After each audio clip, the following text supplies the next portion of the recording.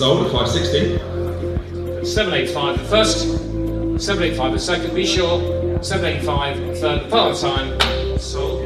The third and final time at £910,000, sold.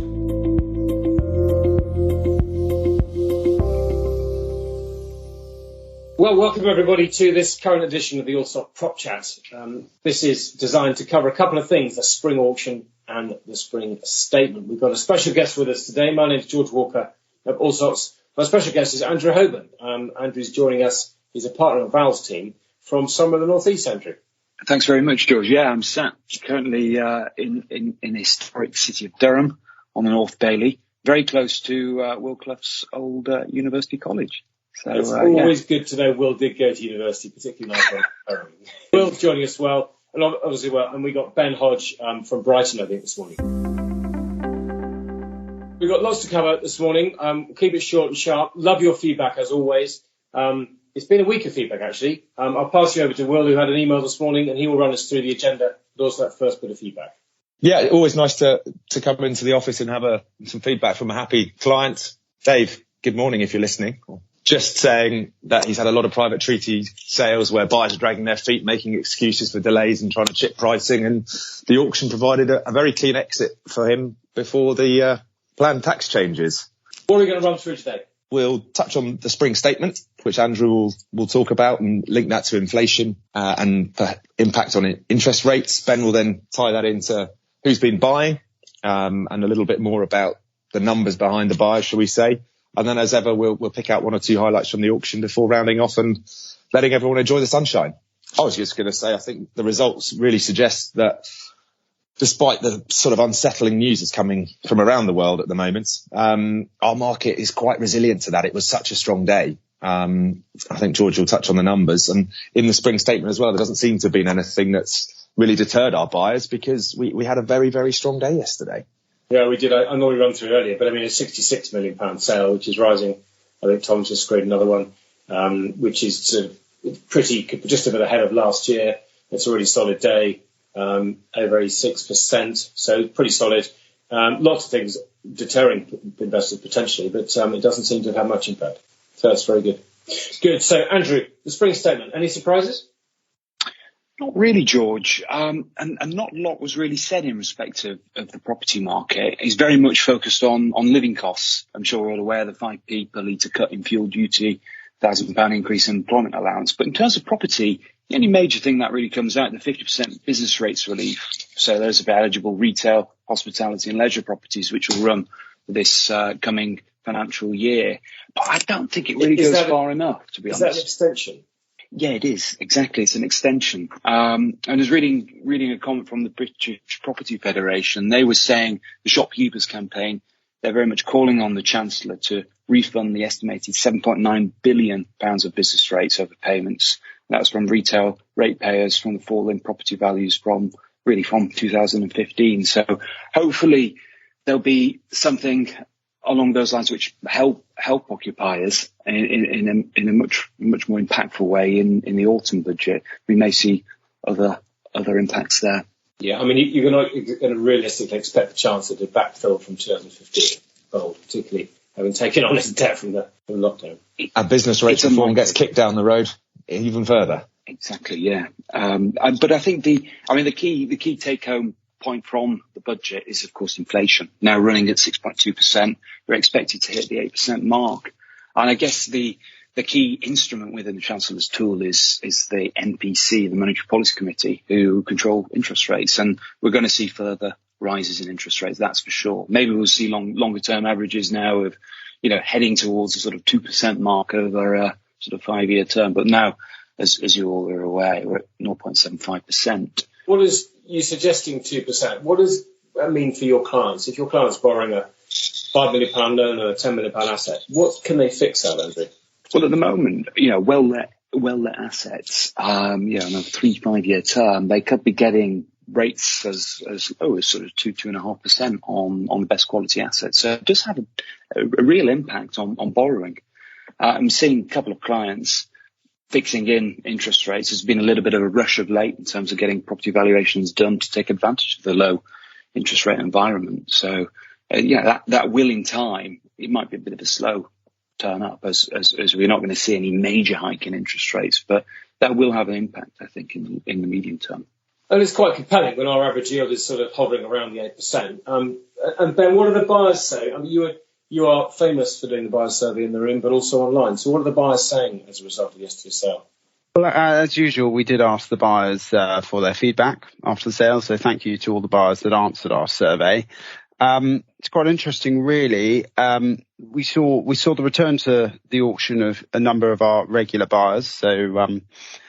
So welcome back, really. And then looking forwards, looking ahead, the majority of them actually would like to buy again. So demand remains strong and unabated, with 95% of people that bought yesterday said they want to buy again. In terms of how are they paying for this, it's interesting, Andrew, that you touch upon the interest rates. More now than ever, actually, our buyers are telling us they are relying on cash to complete. Cash reserves to complete. So over 90% of our buyers are using their cash reserves. By comparison, in February, it was actually at 70%. So we have seen a marked increase. From speaking with these buyers, a lot of them actually will look to refinance at a later date. It's just to get to completion they'll use cash. So that might come into what you were saying about interest rates and valuations there, Andrew. So thank you for that. That's right.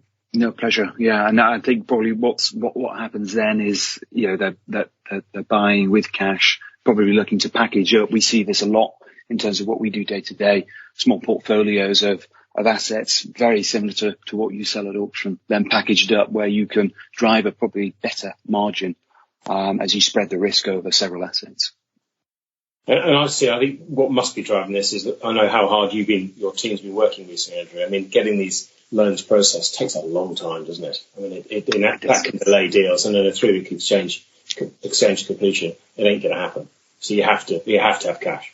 Yeah, exactly. Yeah. In a much more streamlined way of doing things, and you have a lot more control as a buyer. It does mean the deal gets done, which is if suddenly deals fall out because of finance, the auction process gets it done. George, turning back to the auction yesterday, anything stand out for you? Anything to share? Yeah, I mean, I think I've got to talk about my boots, the boots hats, which we've been selling these assets for some time now, and the market seems to have grown. There was a dozen went to auction yesterday, and a couple not sold. So it was a very good day. And interesting, if you compare that body of assets all around the country, the overage yesterday was just above 20% on the guides. And to be fair, the guides were squeaked a bit because they were pushed up. So the clients had quite a good sale in February, and they chose to increase the pricing, and the market responded. I think that's a little bit to do with the fact that there's a lot of publicity around boots at the moment. They're being sold. A rumour only this morning on the radio was Apollo are going to buy them. Every time they're mentioned, the buying public are aware it's a very profitable business. You've got 2,200 stores. You've got people like Apollo buying a healthy, cash-generated business. Or all the other reasons you look at buying a pharmacy of regular customers, regular footfall, last mile delivery, that sort of thing. I think it's coming to bear, and people have stopped doubting boots, and that's why they're chasing them. I mean, there was one exceptional result there, lot 34 in Surbiton. And this isn't, the rent of £90,000, and you've got 3 years left on the lease. So you'd say, well, London suburb, 3 years left, £90,000, great tenant, it's quite a lot of property. You'd sort of think, a bit like we did, sort of 5.5% would be a decent price. Well, actually, the auction went mad yesterday. We had 218 bids in it. We ended up at 3.1% for it, £2.7 million, just short of. That's £1 million over reserve. And Andrew, you're the valuer. How do you value an asset at 3.1%? This calculator doesn't go that low. That's a low yield, and it's a really good question. I think, picking something like this apart, you've got to look at the potential with the uppers. If you said to me prior to auction, you're happy at that level, that low yielding level, I'd probably be saying no. But we'll be calling up the insurers. I'm sure we'd struggle to get sign up, but you've got to pick an asset like this apart and look at the opportunity. It just shows the strength for unbroken freeholds intact. There's a marked difference there between those with the uppers sold off. I mean, what's that, just out of interest, on an overall rate per square foot? About £348 a foot. Good value. I would say that's probably quite comparable with the Southgate one that we had back in last summer.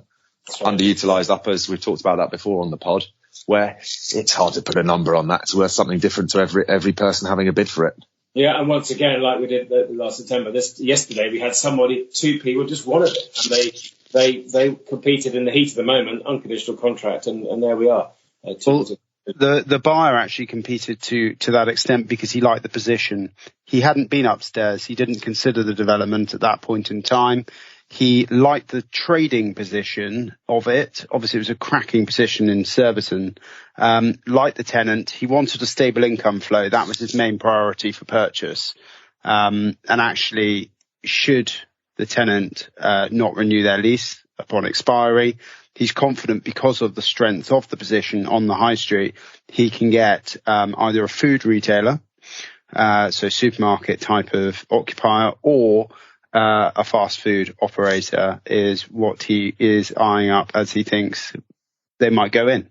So actually, this was an income play. Interesting. And Andrew, next time you bring something to me at 3.5%, I better take you a little seriously.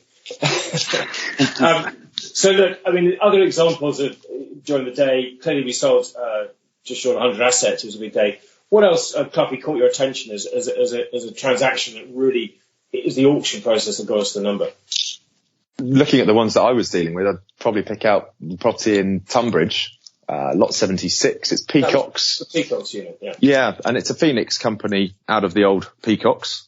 They've clearly kept some stores, disposed of others. New 6-year lease, a year run on that, rebased rent, and with no covenant, so to speak of, we had to just ease the yield back a little bit. I think we were guiding around 8.5%. And we went from 5 bidders on Wednesday evening to 11 bidders on Thursday morning, one of which was the tenant. The tenant, they said they were going to bid, so interesting.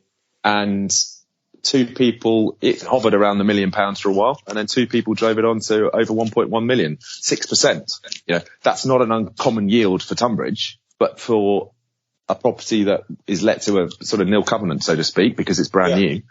It just shows that, again, is it location led? Is there some future angle there? You'd have to knock down and rebuild. You couldn't convert the existing, but something just stood out where huge appetite from it, a lot local, but also international as well. Yeah, and the very fact the tenant's there. I mean, you know, I don't know whether they picked it up. Obviously, we didn't tell anyone, but I mean, they might have just picked up. It trades really well, and this is it's a retailing position. It's a good retailing position in South East. That's good. Ben, was anything that struck you, Ben, as being pretty exceptional? Absolutely. I mean, less glamorous than that, but a lot of 110 in Birmingham. This was really your bread and butter auction piece. Not just Birmingham. Erdington, Birmingham. It wasn't. Oh, the Osborne board in Erdington. Was he really? He was. Famous residents include. I was going to say, George, you're very good at pub quiz. But anyway, so a lot of 110 Erdington, Birmingham. It was a shop with upper parts. As I said, bread and butter for the auction world. This is the sort of thing the private investors flocked to the auction to buy, and they did so yesterday as well. Entirely let to British Heart Foundation until 2024, so it wasn't long income, but a nice amount of income at £14,400. Interestingly enough, the second floor was included in the lease. It was a vacant flat. Well, it wasn't vacant. It was included in the lease, but it was a flat that they had no access to. It was unused, but buyers liked it. We saw over 100 bids placed on this particular lot, and it sold for £306,000. That's nearly double what we guided, 160. What was the yield? So Andrew keeps a note of it. We don't really like yields on the podcast, but 4.5%. Okay. So that's an interesting one, because that's a really low rent, isn't it? Actually, it's a very affordable rent, isn't it, for at least for the whole there, Ben? That's exactly it. So you might factor in some rental growth going forwards, but I think a lot of people also looked at it from the angle of gaining possession to that 2-bedroom flat at the top. I'd quickly whiz you to lot 6 while we're talking about it. Highbury, something a little bit different. 21 garages, 20 parking spaces, all let on little licenses. In effect, you're buying a quarter of an acre in N1. And again, this is where yield is largely irrelevant. They'd been planning next door for 40 odd units. It's generating circa 40,000, but it sold for 1.53 million, which if you roll that up on an acreage rate, that's just shy of £6 million an acre. Wow. So Andrew, Highbury, yes, quarter acre and Highbury, what would you say worth an acre? Is it 5 million, 6 million? It's interesting. I think it's a small parcel of land, but that there reflects a bit of development potential for sure. There's an opportunity there for a slice of something quite central. Yeah, and it's a really hard piece to put a number on. It's just really difficult. On the day wanted it. Ben, we did a bit of out of town, which is not something we normally have a lot of exposure to, but Western-super-Mare, wasn't there? Yeah, Lot 8, Western-super-Mare, some out of town retail was what we like to see. It was half let, half vacant, and it was producing around £60,000 per annum, but obviously with prospects of pretty much doubling that if you let the vacant one. Very interesting. Trade counter position, wasn't it? Trade counter position, exactly. The vendor did have an approach from an operator to take the vacant element, just before the auction, but we proceeded to the auction under competition. It sold for £1.6 million, just over actually, which is £80 a square foot. So strong result and, lots of competition there. Yeah, good lot size, brave decision. Thank you, Andrew, for joining us from the Northeast on someone else's wedding day, overlooking at Durham Cathedral. Hope it goes well. Ben from Brighton and Will Osmond from London. I think I'd leave you with a question. What are you getting your fixed rates at? If everyone's jumping on a 5-year fix, it'd be lovely to know. Feedback to podcast@allsop.co.uk. And all that there's need to say is have a great Easter break. If you celebrate Easter, have a great one. Thank you.